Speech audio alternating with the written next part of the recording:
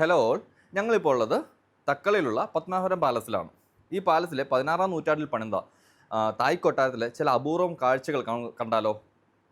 ടോമേ, ഇത് വന്നിട്ട് തായ് കൊട്ടാരം, ഓക്കെ, അല്ലെങ്കിൽ അമ്മ കൊട്ടാരം എന്നൊക്കെ പറയും. നമ്മളിപ്പോൾ ഊട്ടുവര കഴിഞ്ഞ് വന്നാൽ നെക്സ്റ്റ് വരുന്നത് ഇങ്ങോട്ടാണ്. ഏറ്റവും ഓൾഡസ്റ്റ് ബിൽഡിംഗ് ആണെന്നാണ് ഞാൻ മനസ്സിലാക്കുന്നത് ഇതിൻ്റെ അകത്ത്. ഓക്കെ, ഇതിനകത്ത് ഏറ്റവും സ്പെഷ്യാലിറ്റി കാണാൻ പറ്റുന്നത് ഈ ഒരു പില്ലറില്ല. ഓക്കെ, ഇത് കന്നിമൂലയിലാണ് ഇത് ആക്ച്വലി സ്ഥാപിച്ചിരിക്കുന്നത്.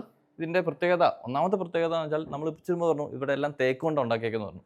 എന്നാൽ ഇത് വരിക്കപ്ലവ കൊണ്ട് ഉണ്ടാക്കിയേക്കുന്നത്. ഇനി ഇതിൻ്റെ സ്കൾപ്ചർ നോക്കുകയാണെങ്കിൽ കാണാൻ പറ്റും, വളരെ ഇൻട്രിക്കേറ്റ് ഉള്ള കാർവിങ്സ് ആണ് അതിനകത്തുള്ളത്, അല്ലേ? ഇതിൻ്റെ അകത്ത് ഇപ്പോൾ ഇവിടെയുള്ള ഒരു ചേട്ടൻ നമുക്ക് പറഞ്ഞു തന്നാണ് ഒരു സ്പെഷ്യൽ കാര്യമായിട്ട് എനിക്ക് ഫീൽ ചെയ്തു. ഇപ്പോൾ നോക്കുവാണെങ്കിൽ ഇത് കണ്ടോ, ഇത് ഒരിക്കലും പണിഞ്ഞതിന് ശേഷം കയറ്റി ജോയിൻ്റ് ചെയ്തതല്ല. ഇത് ഇവിടെ നിന്ന് കർവ് ഔട്ട് ചെയ്തെടുത്തിട്ട് ഇതിൻ്റെ അകത്ത് ഇപ്പോൾ ലോക്കായിട്ട് കിടക്കുക. ഇതൊരു മാസ്റ്റർ പീസ് ആയിട്ട് തന്നെ പറയേണ്ടി വരും.